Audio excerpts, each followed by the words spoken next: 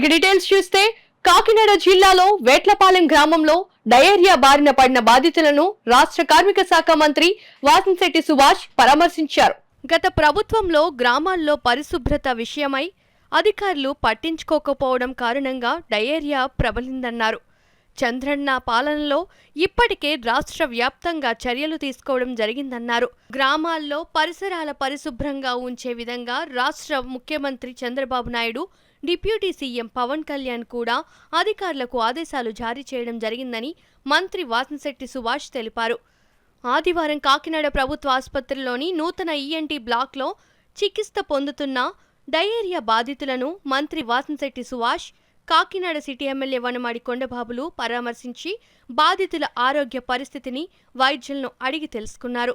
మంత్రి వెంట Kakinada GGH superintendent doctor Lavanya Kumari, BC నాయకులు పప్పు, దుర్గా రమేష్, టీడీపీ నగర అధ్యక్షులు మల్లిపూడి వీరు తదితరులు ఉన్నారు. శుభ్రత అనేది మెయింటైన్ చేయకపోవడం వల్ల, అధికారులు అలసత్వం వల్ల ఈరోజు ఈ పరిస్థితి. ఆల్రెడీ చంద్రన్న పాలన వచ్చింది. ఎట్టి పరిస్థితుల్లో వీటి మీద మరి తగు చర్యలు తీసుకుంటాం. ఆల్రెడీ ఆదేశాలు కూడా జారీ చేయడం జరిగింది.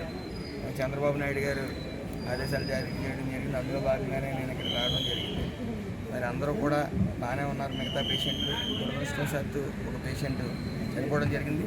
At the same time YCP యొక్క పాలనలో కొంతమంది అవినీతి పరులు ప్రతి శాఖలోనే చేరారు. ఇక్కడ కూడా ఇద్దరు అవినీతి పరులు చేరారు.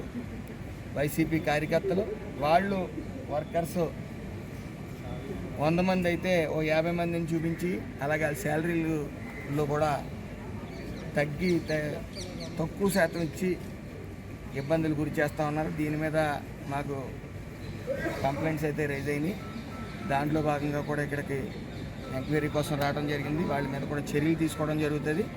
అది మాకు మొత్తం ఏదైతే జరిగిందో అది పేపర్ రూపేనా మేము అడగడం జరిగింది. దాని నిమిత్తం అవి కూడా వస్తాయి. ఇందులో భాగంగా ఇక్కడ రావడం జరిగింది, మాట్లాడటం కూడా జరుగుతుంది. ఈ లేబర్ అనే వాళ్ళకి మినిమం వేజెస్ అనేవి ఉండాలి. అవి కాకుండా అక్కడ తీసుకునే శాలరీ ఒకటి, ఇక్కడ ఇచ్చే శాలరీ ఒకటి అయింది. కాబట్టి ఇది పూర్తిగా వైసీపీ నాయకుల కింద వ్యవహరిస్తూ ఉన్నారు. గత ప్రభుత్వంలో కూడా పూర్తిగా వైసీపీ పార్టీకి చెందిన కార్యకర్తలాగా వ్యవహరించారు తప్ప ఒక బాధ్యతాయుతమైన ఒక కాంట్రాక్ట్ ఒకటి తీసుకున్నాం.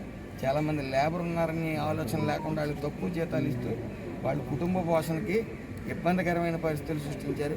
ఎట్టి పరిస్థితులు ఉపేక్షించు, దాని మీద కూడా కఠిన చర్యలు తీసుకోవడం జరుగుతుంది. ద్వారా సమస్యలు పరిష్కారం చేసేవారు, ముందస్తు జాగ్రత్తలు తీసుకునేవారు.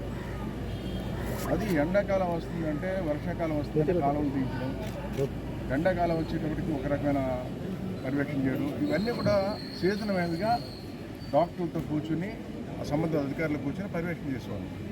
ఈ రోజున పర్యవేక్షణ లేదు, ఏమీ లేదు. ఈవేళ పంచాయతీలకి నిధుల్లో విధుల్లో, పంచాయతీలో డబ్బులు లేనప్పుడు ట్యాంకులు క్లీన్ చేస్తారండి. అండి ట్యాంకులు క్లీనింగ్ లేక నాచు పట్టేసి లోపల దోమలు పురుగులతో ట్యాంకులు నిండిపోయి ఉంటే ఆ నీళ్లు తాగితే ఏమవుతుందంటే డయేరియా రాకపోతే.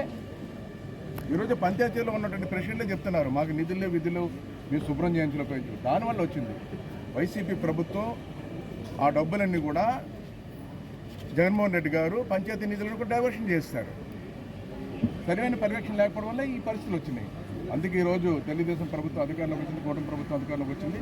ఇవన్నీ కూడా పర్యవేక్షణ చేసి ఏదైతే ఈ రోజున భవిష్యత్తులో మంచినీళ్ళు సదుపాయం కానీ, శానిటేషన్ కానీ చాలా జాగ్రత్తలు తీసుకుని ఆరోగ్యాన్ని కాపాడుతారని మీ ద్వారా తెలియజేస్తాను.